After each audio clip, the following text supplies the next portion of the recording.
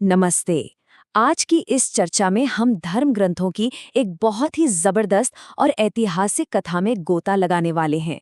ये कहानी दो बिल्कुल अलग दुनियाओं की है जो एक ही समय में चल रही थीं। एक तरफ है एक क्रूर तानाशाह का गहरा खौफ और उसका पागलपन, और ठीक उसी समय दूसरी तरफ है एक दिव्य बालक का इस धरती पर आनंद में अवतरण। हम मूल ग्रंथों के आधार पर ये समझने की कोशिश करेंगे कि कैसे ये दो समानांतर दुनियाएं एक साथ अस्तित्व में थीं। तो बिना किसी देरी के आइए इस अद्भुत यात्रा की शुरुआत करते हैं। आइए सीधे उस खौफनाक रात की बात करते हैं, मथुरा की एक अंधेरी जेल की कोठरी में। राजा कंस, जो इस भविष्यवाणी से बुरी तरह डरा हुआ था कि देवकी की 8वीं संतान उसका वध करेगी, उसने निर्दयतापूर्वक उनके 7 बच्चों को जन्म लेते ही मार डाला था। लेकिन जब 8वें बच्चे का जन्म हुआ और कंस ने उस नवजात शिशु को मारने की कोशिश की, तो एक बहुत बड़ा चमत्कार हुआ। वो शिशु उसके हाथों से फिसलकर हवा में ऊपर की ओर उठा और 8 भुजाओं वाली देवी दुर्गा के रूप में प्रकट हो गया। देवी ने कंस के सारे घमंड को चकनाचूर करते हुए एक बहुत ही शक्तिशाली चेतावनी दी। उन्होंने कहा, हे मूर्ख कंस, भगवान जो तुम्हारा निश्चित रूप से वध करेंगे, पहले ही कहीं और जन्म ले चुके हैं। जरा सोचिए, आधी रात का वक्त है। आइए इस पूरी घटना को थोड़ा और करीब से समझते हैं। जैसे ही नवजात शिशु के रोने की आवाज गूंजी, कंस तुरंत उस कोठरी की तरफ दौड़ पड़ा, ये सोचकर कि उसकी मौत आ गई है। देवकी ने अपनी उस नन्ही सी बच्ची के लिए बहुत मिन्नतें की। उन्होंने कंस को याद दिलाया कि भला एक छोटी सी लड़की उसे कैसे मार सकती है। लेकिन कंस के सिर पर तो खून सवार था। उसने देवकी की सारी गुहारों को अनसुना कर दिया और बच्ची को बेरहमी से छीन लिया। और ठीक उसी पल जब वो उसे मारने ही वाला था, बच्ची रहस्यमय तरीके से ऊपर की ओर खिसक गई और अपने दिव्य रूप में आ गई। ये पल वाकई में रोंगटे खड़े कर देने वाला था। अब देखिए, देवी की इस चेतावनी का जो असर हुआ ना, वो सच में बहुत ही खौफनाक था। जब कंस को पता चला कि उसका असली दुश्मन कहीं और सुरक्षित है, तो वो पूरी तरह से घबरा गया और उसने तुरंत अपने आसुरी मंत्रियों को बुलाया। यहाँ हमें एक तानाशाह की हताशा साफ दिखाई देती है। उसके मंत्रियों ने उसे एक बेहद क्रूर सलाह दी। उन्होंने कहा कि दुश्मनों को पूरी तरह से जड़ से उखाड़ फेंकना चाहिए। और इसके बाद कंस ने जो आदेश दिया वो इतिहास के सबसे काले पन्नों में दर्ज है। उसने अपने आदमियों को आदेश दिया कि पिछले 10 दिनों के भीतर पैदा हुए सभी नवजात बच्चों का कत्ल कर दिया जाए। पूरे राज्य में अचानक से खौफ और मातम छा गया। और यहीं पर हमें एक बहुत ही जबरदस्त विरोधाभास, यानी एक गहरा कंट्रास्ट देखने को मिलता है। एक ही रात गुजरी है और दो बिल्कुल विपरीत दुनियाएं एक साथ चल रही हैं। एक तरफ है मथुरा, जहां सिर्फ खौफ है, कैद है और बच्चों के कत्ल का क्रूर आदेश हावी है।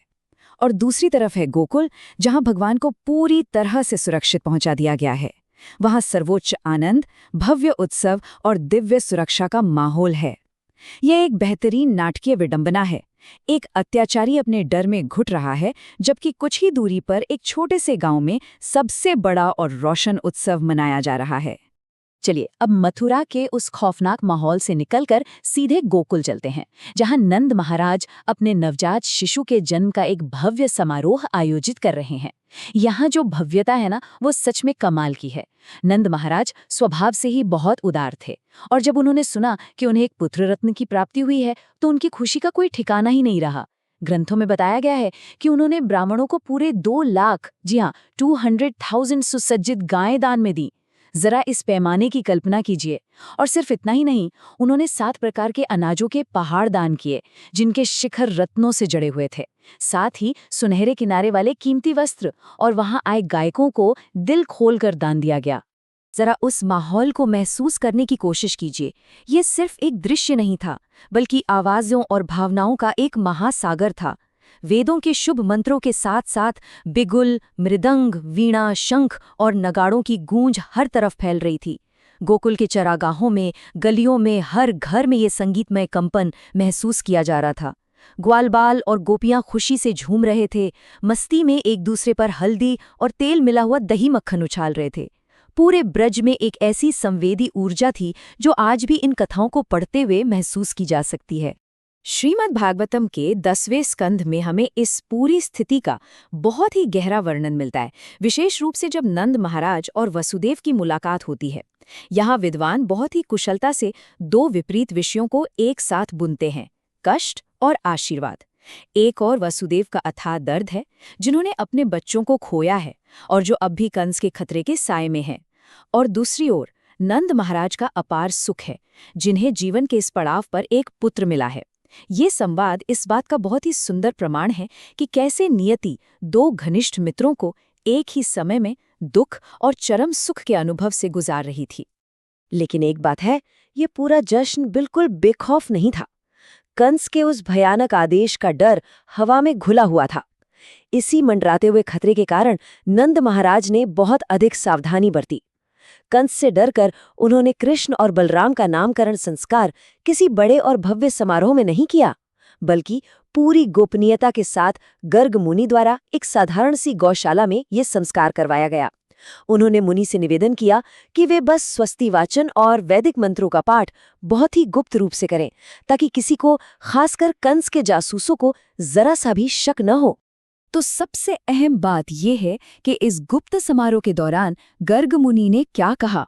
उन्होंने नंद महाराज को बताया कि उनका ये सांवला बच्चा कोई साधारण शिशु बिल्कुल नहीं है। उन्होंने स्पष्ट शब्दों में भविष्यवाणी की कि इस बालक के पास नारायण यानी स्वयं परम पुरुषोत्तम भगवान के स्तर की शक्ति, सौंदर्य और ऐश्वर्य होगा। इसके अलौकिक गुण, नाम और प्रसिद्धि बिल्कुल नारायण जैसे ही हैं। ये शक्तिशाली भविष्यवाणी न केवल उस शिशु की वास्तविक पहचान को स्थापित करती है, बल्कि ये भी संकेत देती है कि भविष्य में यही बालक सभी राक्षसों का संहार करेगा। गोकुल की उस असीम खुशी को आज भी हम एक बहुत ही प्यारे पारंपरिक गीत में सुन सकते हैं, जो पीढ़ियों से गाया जा रहा है। ये सिर्फ एक वाक्य नहीं है, इसे तो पूरे उत्साह से महसूस करना चाहिए। नंद के आनंद भयो, जय कन्हैया लाल की, जय कन्हैया लाल की, जय कन्हैया लाल की। यह गीत आधी रात को भगवान के अवतरण पर हुए उस अद्भुत उत्सव का एक संगीतमयी प्रतीक बन गया है। यह गांव वालों की उस असीम खुशी और भक्ति को दर्शाता है, जो समय और स्थान की सारी सीमाओं को पार करके आज भी हमारे दिलों में गूंजता है।